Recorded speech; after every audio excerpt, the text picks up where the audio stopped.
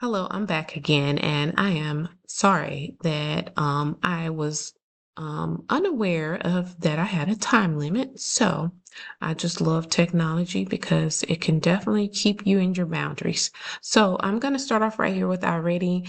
iReady is aligned to our Alabama ACAP, our state test. So it is a way for students to practice more rigorous items than maybe what the teacher might give. I'm not saying anything against the teachers or anything, but teachers use a variety of materials. And so if you want your child to get some practice with things, questions and items that are aligned to the Alabama ACAP, and thus if you want to improve their test scores, iReady is very reliable. You basically want to look at how much time they've spent already per week, and the percentage of their pass rate of the lesson. So it averages the lessons they've completed with what percentage that they passed them. So you definitely want to pay attention to that. Ideally, you want them to be at around about 50 minutes per week for iReady to um, to have a successful week or productive week in regards to already. Moving on here, we've got vocabulary. It's just another additional app that presents materials in a fun and lyrical way with illustrations. So, for example, we'll go here, language arts. It has videos that go all the way from pre-K to fifth grade. So just so many good activities in here. And at the bottom, it tells you what grades it's appropriate for. It's another way to present information that may be difficult for your students to understand. So I'll play a little sample one here, fiction versus nonfiction, a little snippet.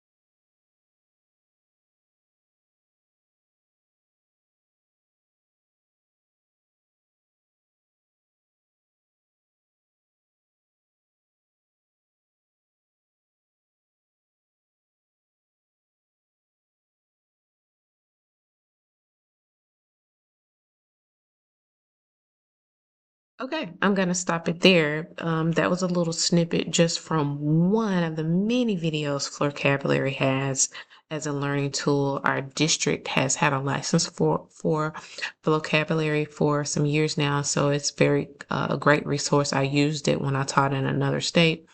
It also has other tools here, some vocabulary cards, fact, false, fiction, has pictures. It can read the card. It has another activity to write with the card, to draw. Just amazing. A vocabulary game. Vocab is very important. Typically on the ACAP and some of our assessments, when students are reading a prompt or a question, academic vocabulary makes a difference. If they don't understand the vocabulary that's in the question, then that lowers their chance of answering the question correctly. So you do want to emphasize vocabulary. Here's another activity that they can do to break it down. They can make their own video clip, which I think is great for students who are very creative and like to express themselves other than just doing pencil and paper activities. There's a read and respond. They have a quiz. And let's say if your child is a lyricist, they have a lyric lab. So they have a chance to actually make their own rhyme and start there. All right, so vocabulary has definitely math, has ELA, has math. Let's see if I can get back here to our main menu. So it has learning videos for language arts, math, science, social studies, vocabulary, even life skills. So that's something you may want to visit later. I'm going to go back Okay, I had just cut into the video because there was a part where I clicked on some information and it showed some student information, but Typing Club is on here, so you can explore that. Mine is probably going to look a little different.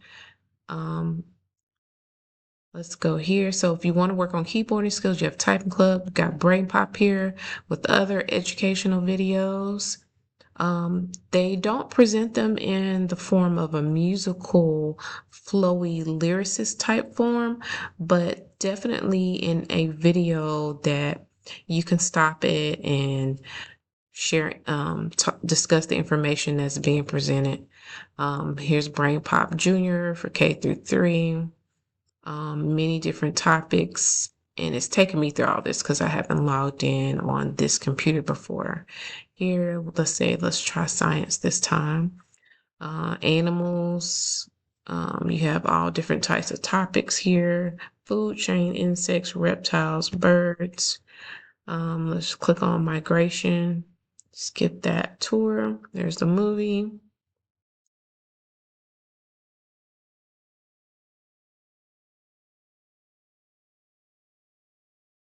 Let's see. Play.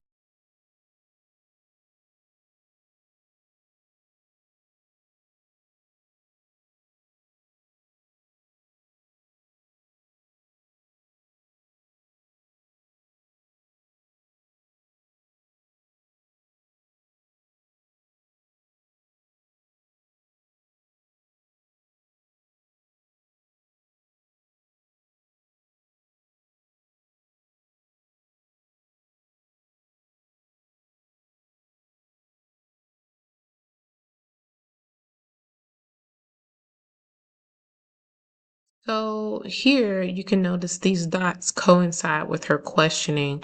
And this is a time that you may want to stop as a parent and discuss with your child to see what background information they already know about migration. You can type it, draw it, speak it, record it.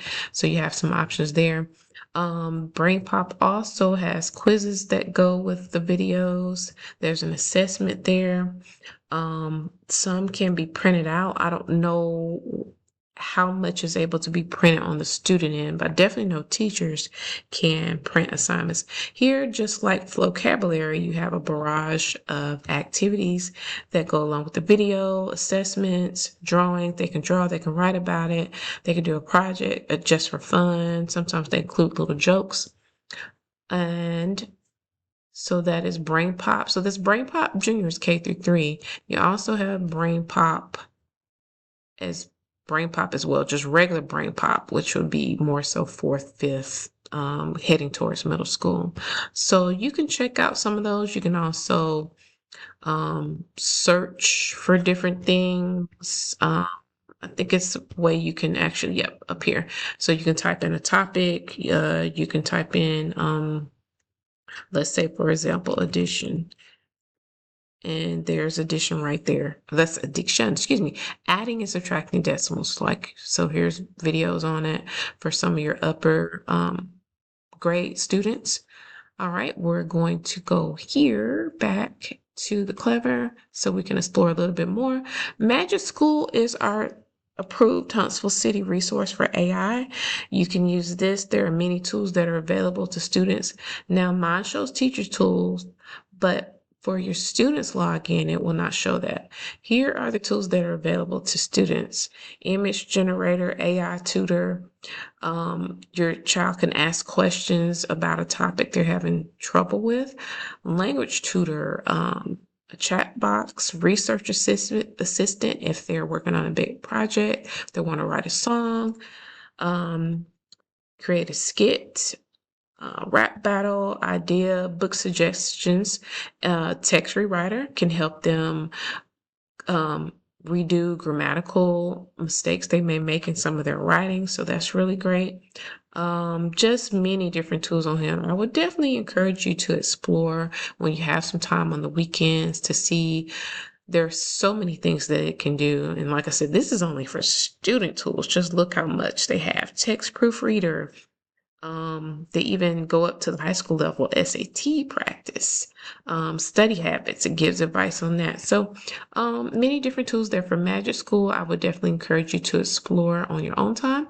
Going back to Clever here, now News LEA. Students often score lower in reading on nonfiction text and writing and using text evidence from nonfiction sources. So here you have a plethora of resources for nonfiction. They have it grouped by subject, so you can go there. Maybe your child is learning about something in class and you want to find some nonfiction that goes in with that. Maybe your child likes cars. Maybe you can find some articles about automobiles and things like that. So just be creative as parents and find a way to link it. You might be taking a trip somewhere. You can find maybe something about a country, or let's say if you're taking a trip to, let's say, Canada, and maybe you want to find out or read more about it. Okay, so you can see here are some nonfiction articles.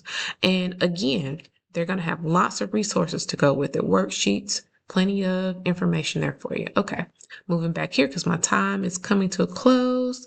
This Savas is the resource to our math textbook our newly adopted math textbook that we are using this year. Mine is going to show all of the it's going to show all of the class levels because, again, I am an instructional coach. But however, on your child's computer, if they're whatever grade they are in, it will show that related textbook. Here we've got all the way through fifth grade. It tells you the grade right there. So all of those resources are very helpful. Okay. Let's go back here. ACAP resources. This is where your child can practice ACAP tests, which is very great. It takes them right through the same steps that they do on the ACAP. It looks exactly like it. The good thing about it is that you don't have to have the login information. It already has a test or a student test account set up for you, and it's rolling. It's taking a long time here, but it looks exactly like this when they take it on ACAP. And this is math, and you go in, and like I said, if you can get them, honestly, parents, I would encourage you to build your child's testing stamina, quiet the room, have a place for them to sit with not a lot of distractions, and build their stamina for reading and working through these tests and looking through and understanding the questions, rereading them, using scratch paper. I can't tell you how many times I've watched kids take a test and they don't use a bit of scratch paper. That's something you definitely want to encourage. So again, that resource is there. So to continue in, Khan Academy has other resources for math. It does have practice for other subjects as well. I typically, as a classroom teacher, use it as math. Macavia is our online library to access to digital books. You would come here, find our elementary school. The last time I had to type in Williams, can't remember how I got there. I think it was JE. Don't see your school. I think I had to type it in. I think it was JE Williams. Oops.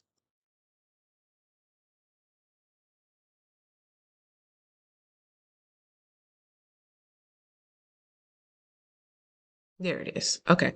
I remembered it was something odd. So JE Williams, you'll log in here and let's see if it gets to it.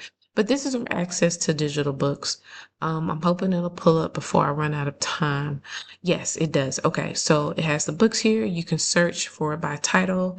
It will tell you details about the book, what level it is. They can digitally check it out. Like in my backpack, I had a couple books I picked out.